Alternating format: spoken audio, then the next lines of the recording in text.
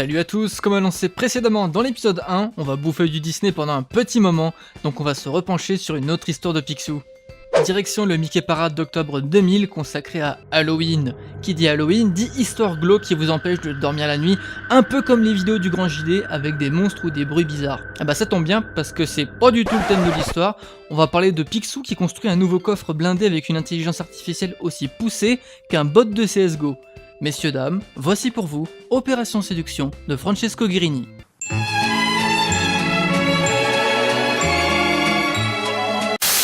C'est la guerre chez Picsou. Les Rapetous sont en train d'attaquer son coffre de l'intérieur avec un robot foreuse géant. Donald et les trois morveux arrivent dans le centre de commandement au mauvais moment, mais ils ont une idée. Balancer un cochon au Rapetou qui peut pas s'empêcher de ramasser, pour au final faire une mousse partie dans le sous-sol.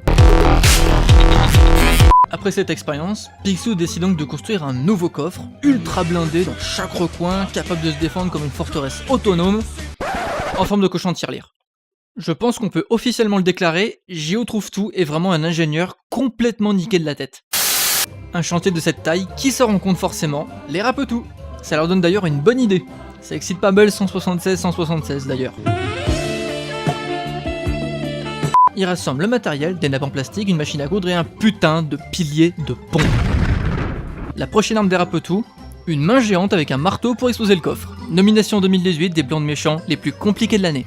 Ils ont même pensé à mettre une fausse barre de navigation pour croire qu'ils pilotent leurs mains, comme dans les fêtes foraines. Le marteau tape son swing, mais il l'évite. Magnifique esquive de cochon de tirelire face à Créamin. Il enchaîne avec un gobage ainsi qu'une ruée pour au final les déposer chez les flics. Uber Criminals. Vos délinquants déposés devant votre poste de police en moins de 5 minutes. Application iOS et Android disponible.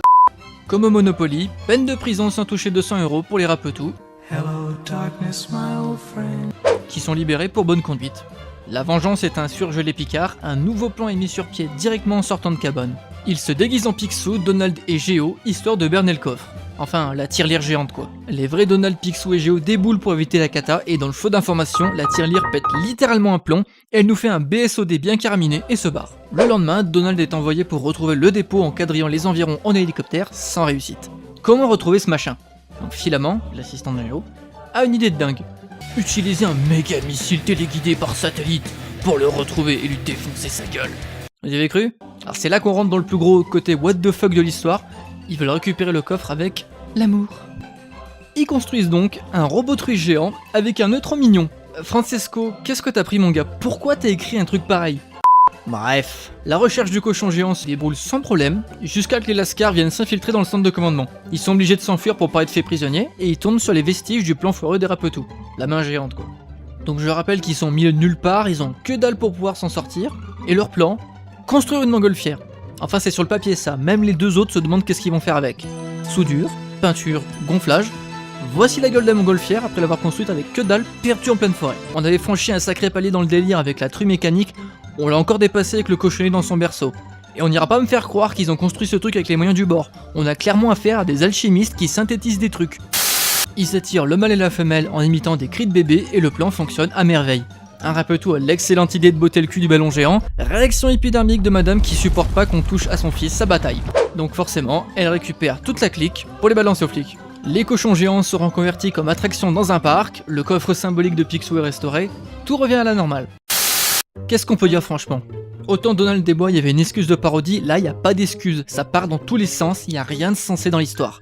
On rentre vraiment dans le grotesque, on a l'impression de lire une BD d'un nanar hongkongais.